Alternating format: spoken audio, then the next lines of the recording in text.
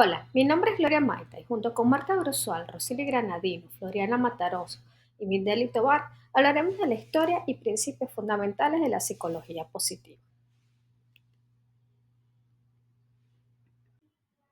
Esta presentación comienza con los fundamentos epistemológicos de la psicología positiva. Luego diferencia estos fundamentos con los enfoques tradicionales y por último se presentarán los principales representantes de este enfoque de la psicología.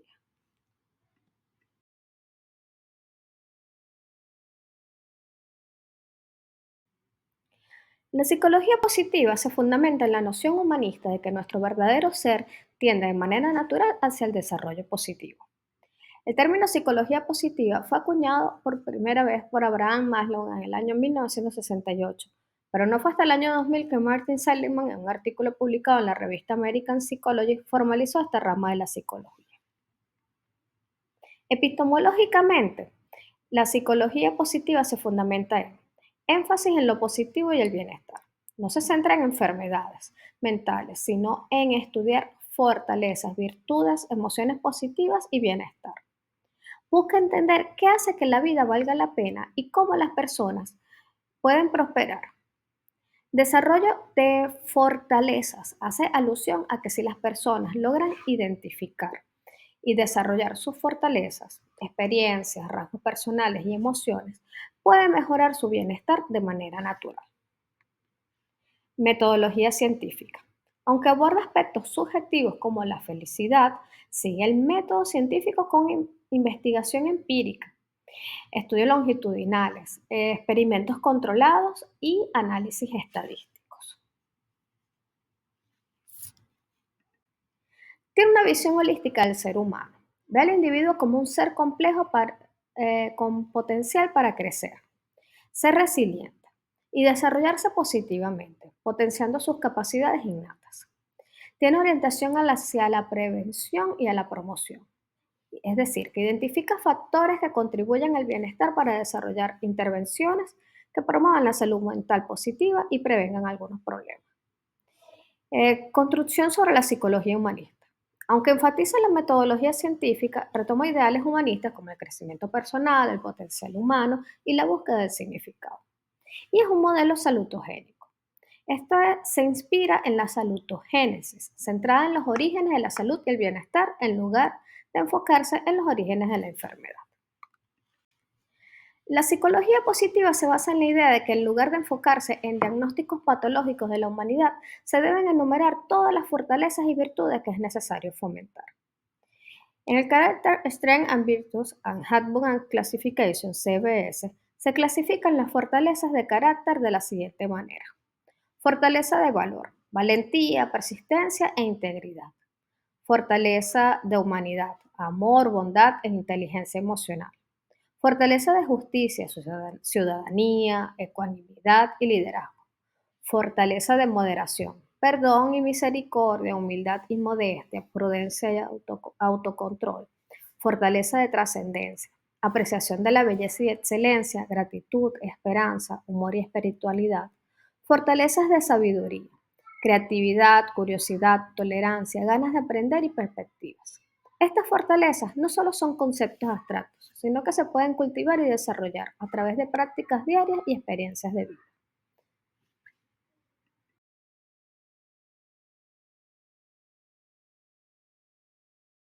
Hola, mi nombre es Rosily Granadino y en esta presentación me centraré en dos aspectos clave para el estudio de la psicología positiva. Por un lado, tenemos cómo se diferencian los enfoques psicológicos tradicionales y por otro, cómo esta corriente comprende la naturaleza humana y el bienestar desde una perspectiva integradora y científica. Entonces, para comenzar, debemos entender que la psicología desde sus inicios siempre ha tenido un enfoque centrado principalmente en la enfermedad, el trauma, los trastornos mentales, la corrección de los déficits o del déficit, perdón. Entonces, los modelos tradicionales como el psicoanálisis, el conductismo y el enfoque médico clínico han visto al paciente como alguien que necesita ser corregido o curado. Entonces, en este contexto, la salud se veía como la ausencia de síntomas. Las intervenciones se centraban era en la prevención, el control y tratamiento del malestar psicológico. ¿Ok? En cambio, la psicología positiva surge como una respuesta a esta visión limitada. Esto es una propuesta de Martin Seligman y de Mihai Csikszentmihalyi en el año 2000, que plantea un giro de lo que era del paradigma, ¿ok? Cómo se veía la psicología en ese momento. Porque no basta con reducir el sufrimiento, ellos consideraban que también es importante y que debemos promover activamente el bienestar, las fortalezas personales, las emociones positivas. Y este nuevo enfoque se inspira en otros, ¿verdad? Por ejemplo, en el modelo salutogénico de Antonovsky, que plantea que la salud no es un estado absoluto, sino un continuo se tiene que desarrollar. Entonces, mientras los enfoques tradicionales ven al paciente como un receptor pasivo, la psicología positiva lo considera un agente activo con capacidad de elección y que tiene que desarrollar resiliencia. ¿Ok? Entonces, aquí entra un juego de una visión más esperanzadora, más una constructiva del ser, y retomando los principios de la psicología humanista y articulándolos con una evidencia científica. Entonces, para ilustrar estas diferencias, presentamos aquí una tabla que resume los enfoques principales. ¿Ok? Entonces, se puede identificar los elementos propios de la psicología tradicional, que es el diagnóstico, patología, prevención, visión del paciente como pasivo. ¿Ok? Y en contraste, también podemos ver la psicología positiva o el enfoque positivo es representada como que enfatiza la fortaleza, el sentido común. ¿Ok? Entonces, aquí se puede ver o se sintetiza visualmente el cambio de paradigma que propone la psicología positiva. ¿Ok? Entonces, observamos que el enfoque tradicional es centrado históricamente en los aspectos del déficit del individuo, el sufrimiento, el trastorno, la corrección, conductas desviadas. Dentro de este modelo, el paciente adopta un rol todo pasivo, enmarcado en una visión médica de salud, como lo que hemos comentado, como una ausencia de enfermedad, donde la intervención psicológica se limita muchas veces a los diagnósticos y tratamientos de los síntomas. En cambio, o en contraste, tenemos que la psicología positiva se enfoca en las fortalezas personales, las virtudes del carácter, en la promoción del bienestar subjetivo. ¿Ok? Entonces, basada en el modelo salutogénico, no parte de lo que está mal, sino de lo que funciona bien en las personas. Entonces, aquí el individuo es concebido como un agente activo en recursos internos y potencial para desarrollar, incluso en contextos adversos. ¿Ok? Por ejemplo, mientras un enfoque tradicional podría centrarse en reducir la ansiedad clínica a través de un control de síntomas, la psicología positiva podría trabajar además sobre los recursos emocionales del individuo, buscando sentido de propósito, sus relaciones positivas. Esta tabla no busca oponer ambas visiones como excluyentes, sino mostrar cómo la psicología positiva amplía el campo de acción de la psicología contemporánea e integra un enfoque, ¿ok?, más completo, preventivo y centrado en el florecimiento del ser humano como complemento. Que ahora vamos a pasar al siguiente punto y porque es fundamental comprender cómo la psicología positiva concibe al ser humano y el bienestar. A diferencia de los métodos tradicionales que se centran en el trauma, esta corriente tiene una visión más activa y plantea que todas las personas poseen fortalezas internas y capacidad de crecer incluso en las adversidades. Esta visión no es arbitraria, obviamente, tiene raíces filosóficas y teóricas en la psicología humanística, particularmente en los aportes de Abraham Maslow y Carl Rogers. ¿Ok? Ya Maslow ya estaba hablando de la autorrealización como la máxima necesidad del ser humano. Y Rogers defendía la idea del crecimiento, ¿ok? De la plenitud y la autenticidad. Entonces, uno de los aportes más representativos es el modelo PERMA, que es de Martin Seligman. creado en el 2011, que identifica 5 pilares, ¿ok? Del bienestar, que es la emoción positiva, el compromiso, las relaciones significativas, sentido vital y los logros. Estos factores, cuando se cultivan, fortalecen la salud emocional, las relaciones y la motivación personal. Ahora bien, este enfoque se enriquece con otras perspectivas complementarias, como la de Carol Reeve, ¿ok? Que introduce el concepto del bienestar eudaimónico, el cual se basa simplemente en el placer o la felicidad momentánea, ¿ok? No se basa solamente en eso, sino en vivir de acuerdo a los valores personales y profundos. Sus dimensiones incluyen la autoaceptación, la autonomía, el crecimiento personal y las relaciones positivas con los demás, ¿ok?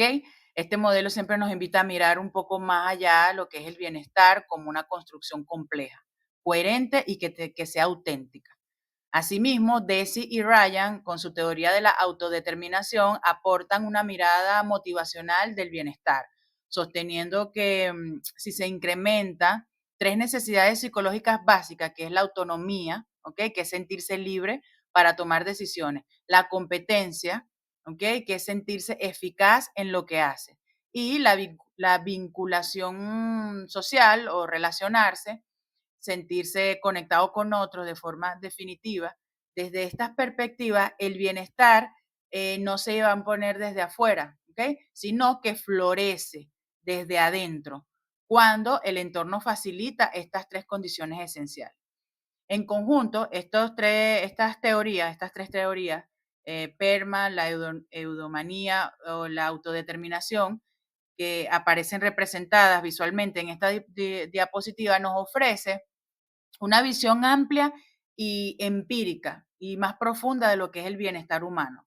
La psicología positiva no se conforma con eliminar el malestar, sino que promueve activamente la construcción de una vida significativa. Entiende que el ser humano es un sujeto dinámico, en constante proceso de crecimiento, con la capacidad de transformar su realidad interna y externa. Entonces, esta corriente lo que propone es que el bienestar puede ser alcanzable, medible y entrenable, ¿ok? No es un privilegio, sino es una posibilidad. Y desde esta mirada, la intervención psicológica no solo alivia, sino que también potencia, acompaña y da sentido.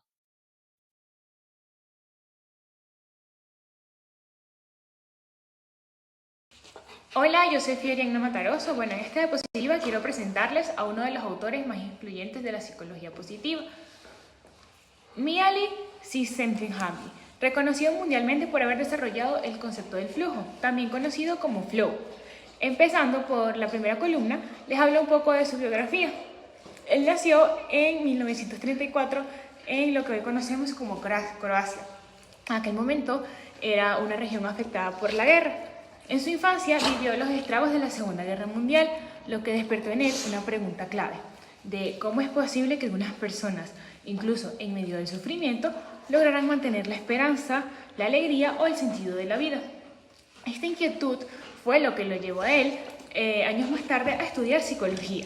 Él emigró a Estados Unidos y se formó en la Universidad de Chicago, donde además fue profesor y director del Departamento de Psicología. Él falleció en el 2021, pero su legado sigue vivo en muchísimas áreas del conocimiento. Bueno, en esta columna que tenemos, que es la central, vemos su aporte más destacado, que es la teoría del flujo.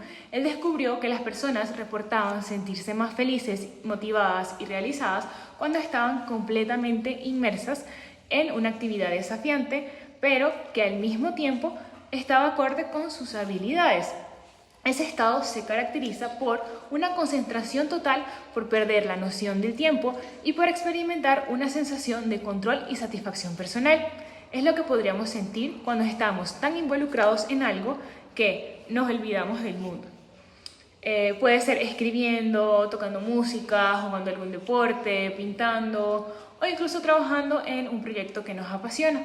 Lo importante no es la actividad en sí, sino cómo se experimenta, lo que define el flujo en ese equilibrio entre desafío y habilidad. Si el desafío es muy alto y sentimos que no podemos con él, aparece la ansiedad. Si el reto es muy bajo, nos aburrimos. El flujo está justo en el punto medio.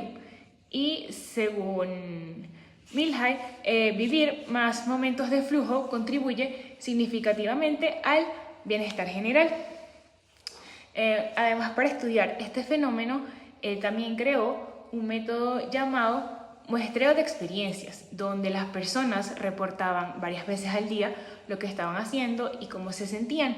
Gracias a esto, él descubrió que el flujo ocurría más frecuentemente en actividades productivas o creativas como lo son estudiar, trabajar o practicar arte, más que en actividades pasivas como ver televisión.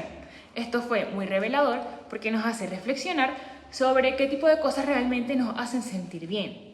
Y bueno, finalmente, en la tercera columna se resumen algunas de las aplicaciones y el legado de su trabajo. La teoría del flujo no solo se quedó en el ámbito académico, sino que hoy en día se utiliza en muchísimas áreas en la educación para así diseñar clases que realmente capten la atención y el interés de los estudiantes.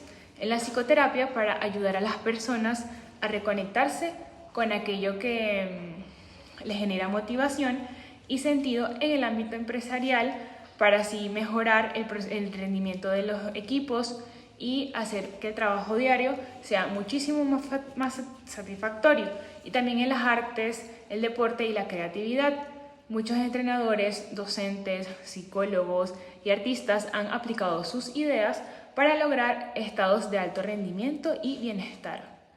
En resumen, Mihaly fue un pionero que nos dejó algo más que una teoría. Nos enseñó que una vida con un propósito, desafío y conexión interna puede ser profundamente gratificante. Nos ayudó a entender que la felicidad no se trata solo de placer o comodidad, sino de estar plenamente presentes en lo que hacemos con un nivel de entrega que transforma nuestras experiencias, las experiencias cotidianas en momentos valiosos y memorables. Muchísimas gracias por su atención. Buenas tardes, mi nombre es Marta Brusual y a continuación le voy a hablar sobre una de las figuras más influyentes dentro de la psicología positiva contemporánea, la cual es Barbara Fredrickson, ya que su trabajo ha sido clave para entender cómo las emociones positivas no solo van a hacer sentirnos bien, sino que también cumplen un papel muy importante en nuestro crecimiento personal, en nuestra salud mental y en la capacidad para enfrentar los retos que se puedan presentar en la vida. Barbara Fredrickson nació el 15 de junio de 1964 en los Estados Unidos y es una reconocida psicóloga social que se ha destacado por sus investigaciones pioneras en el campo de las emociones positivas. Actualmente ella es profesora en la Universidad de Carolina del Norte en Chapel Hill y dirige el Laboratorio de Emociones Positivas y Psicofisiología, el cual también es conocido como PEPLAB. Y desde este espacio en el laboratorio, ella ha liderado muchos estudios que han revolucionado la forma en la que se entiende el impacto de las emociones positivas en el bienestar humano. Entre sus obras más destacadas se encuentran los libros Positividad del año 2009 y Amor 2.0 que fue publicado en el 2013, así como una gran cantidad de artículos científicos. Sin embargo, una de sus contribuciones más importantes es la formulación de la teoría de la ampliación y construcción, la cual sostiene que las emociones positivas cumplen una función adaptativa, la cual es fundamental para el desarrollo humano. Ahora bien, ¿por qué antes no se le daba importancia a investigar las emociones positivas? Bueno, pues hasta hace tan solo unas pocas décadas, las emociones positivas no habían tenido esta atención que merecía en el campo de la psicología. Así que Fredrickson se propuso identificar varias razones para explicar este hecho. Y en primer lugar, ella encontró que las emociones positivas son menos numerosas y más difusas, lo que va a dificultar su delimitación, a diferencia de las emociones negativas como el miedo o la ira, que van a tener una expresión facial más clara y una función más evidente para la supervivencia. Las emociones positivas son más difíciles de identificar con precisión, aunque en ellas se comparte la sonrisa de Duchenne, que es una manifestación que es auténtica de felicidad y va a involucrar tanto los músculos de la boca como los de los ojos. En segundo lugar, la psicología, especialmente en el enfoque tradicional, se ha centrado hacia la comprensión y el tratamiento del malestar y enfocándose en problemas emocionales que pueden estar vinculados mayormente a las emociones negativas, ya que las positivas raras vez van a generar dificultades clínicas o sociales, por lo que no se le ha dado una prioridad a su estudio. Pues bien, entonces, ¿qué emociones positivas identificó Fredrickson? Primero, para ella, las emociones son respuestas que van a ser complejas, que incluyen componentes cognitivos, fisiológicos y subjetivos que pueden surgir rápidamente tras evaluar el significado personal de un evento. Ella identificó 4 emociones positivas fundamentales que, según sus estudios, tienen un impacto directo en el bienestar, como son la alegría, que va a estar asociada a altos niveles de energía y entusiasmo; el interés, que va a impulsar la curiosidad, la motivación por aprender y va a conectar con el estado de flujo. Por otro lado, tenemos el contento, que es una emoción que es más calmada, que va a estar vinculada con la seguridad y la satisfacción en ambientes más tranquilos. Y por último, el amor, que es una emoción más compleja, que va a integrar alegría, interés y una conexión social más profunda, como el amor familiar o el de la pareja. ¿En qué consiste entonces la teoría de la ampliación y construcción de las emociones positivas? Pues este es uno de los mayores aportes teóricos de Fredrickson y fue propuesta en el año 1998. Esta teoría sostiene que, a diferencia de las emociones negativas que van a prepararnos para sobrevivir a corto plazo, las emociones positivas van a prepararnos para prosperar a largo plazo. Esta teoría va a estructurarse en 3 efectos secuenciales, como son la ampliación, donde las emociones positivas van a ampliar nuestros patrones habituales de pensamiento y acción, como por ejemplo cuando sentimos alegría o amor, que tendemos a ser más creativos, más curiosos y más abiertos a nuevas experiencias.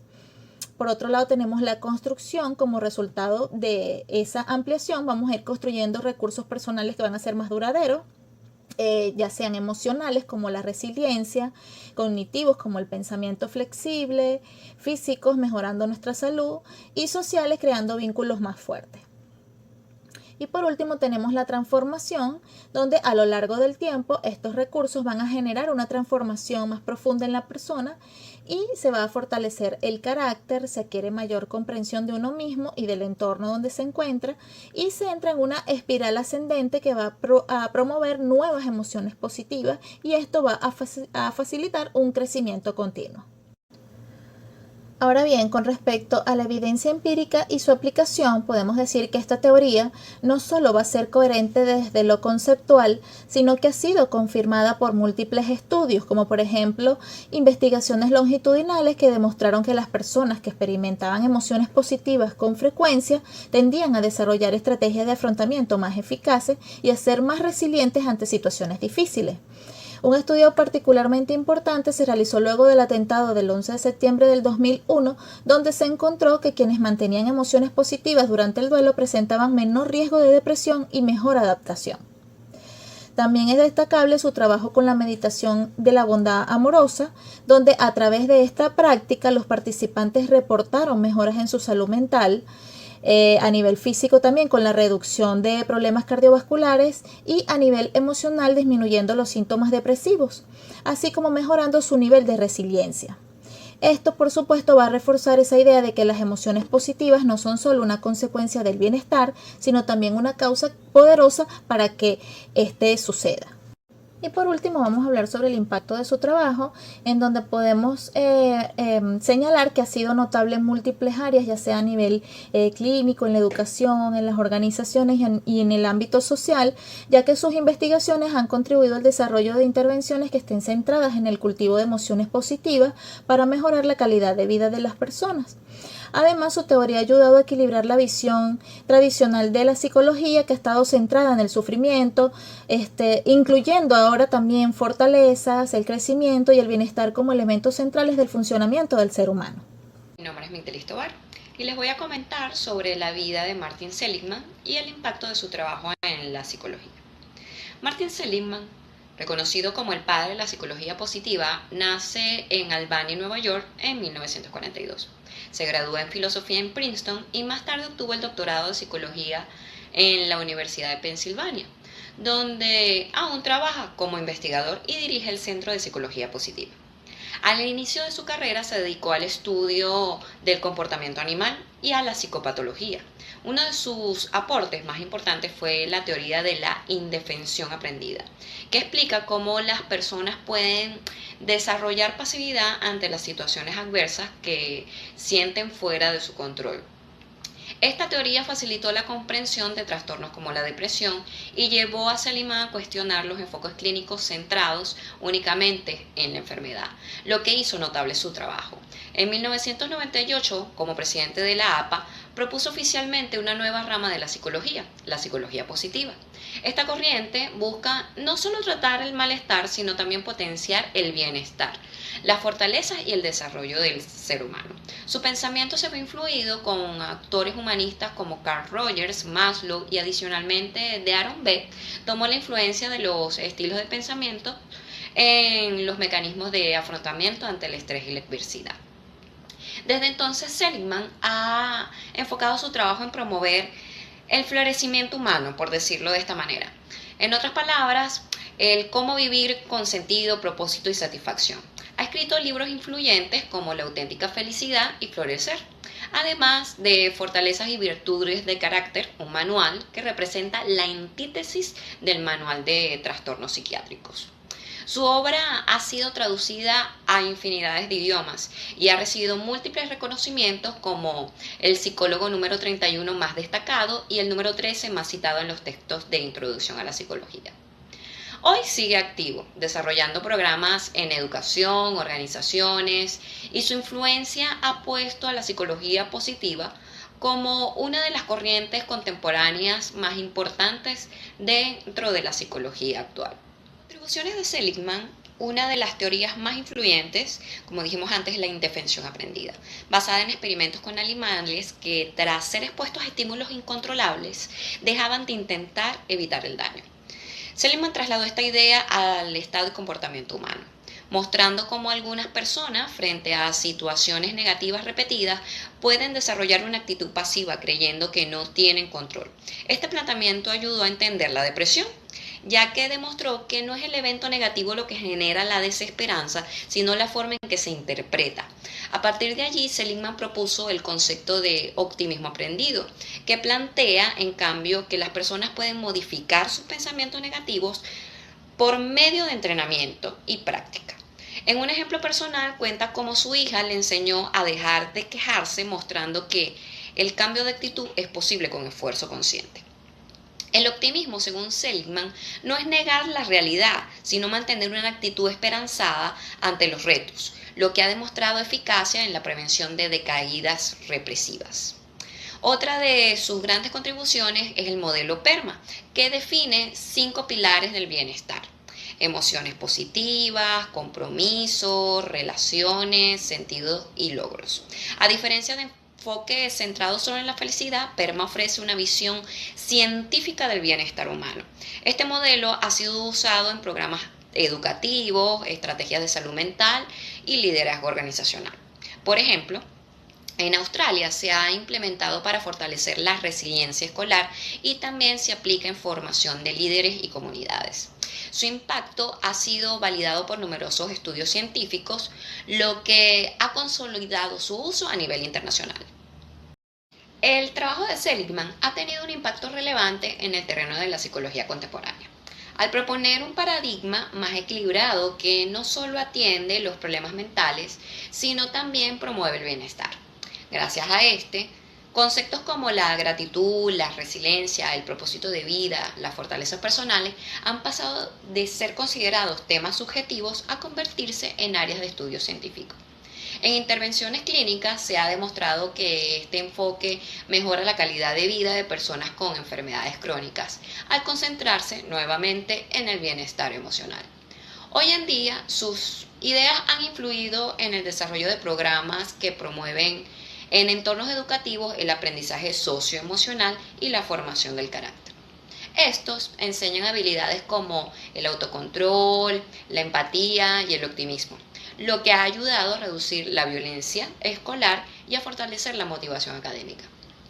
Del mismo modo, en el sector empresarial, muchas organizaciones han adoptado modelos de liderazgo positivo inspirados en sus teorías, generando un impacto positivo en la salud mental de los empleados, aumentando la productividad productividad y disminuyendo los niveles de estrés y ausentismo laboral. A nivel social y político, gobiernos como el de Bután y Reino Unido han incorporado el bienestar como indicador de sus políticas públicas, tomando como base las propuestas de Seligman. Esto ha favorecido la creación de programas comunitarios enfocados en la cohesión social y el desarrollo emocional.